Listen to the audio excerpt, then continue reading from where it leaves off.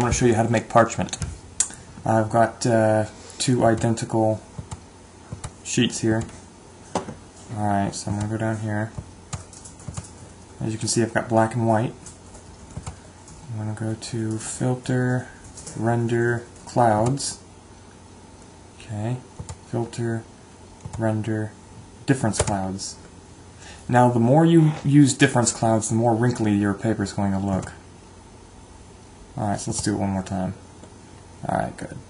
Alright, then we go to Filter, Stylize, Emboss, and let's see here, 145. I like my height to be 4 and my amount to be 100%. Okay, click OK. Then we go to Image, Adjustments, Hue and Saturation. Click Colorize. And I like to put mine at Hue 40% and Saturation at 25. Okay, click OK. Alright, it doesn't quite look like parchment yet. Now what I'm going to do is go over here. I want to get rid of the background on this, so I'm going to Background Eraser tool. Alright, so I'm going to cut this image so it's completely transparent.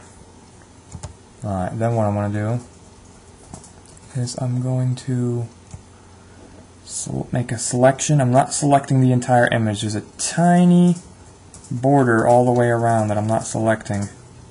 Alright, so I got that selected. I'm going to inverse the selection, and then I'm going to paint in that tiny border with black. Alright, there we go. Now, you can do this to make it perfect, but I'm just trying to make this quick, so, alright. Now I'm going to blur it, Gaussian blur. Okay, make that about 25, 50. Yeah, I like 25. Alright.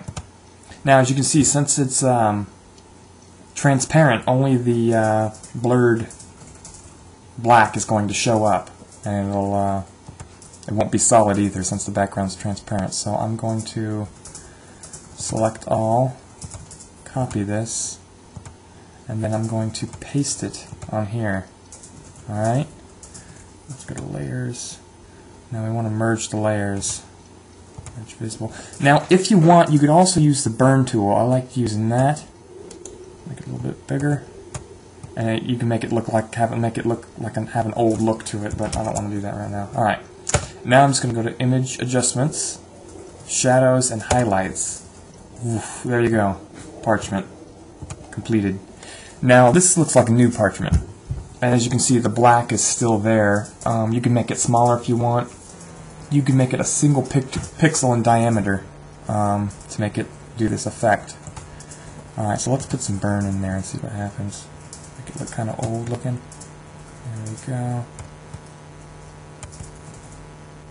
Yeah, let's make this edge kind of, yeah, there we go.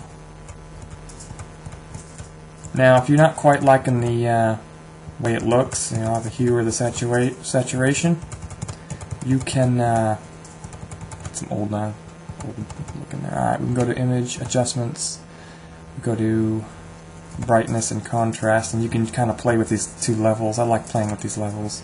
If you want to kind of change the look of it, make it a little more yellow or make it a little bit less contrast, just whatever you like.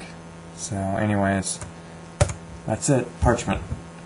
Now, also, you can add another effect that I like to do sometimes. You go to the texturizer, and I like to put some burlap in there with a relief of 1 and scaling of 200, and it kind of gives it almost a slight, just barely a canvasy look to it that you can't really see, but it's kind of there. So it just depends on what you like. But anyways, yeah, that's parchment.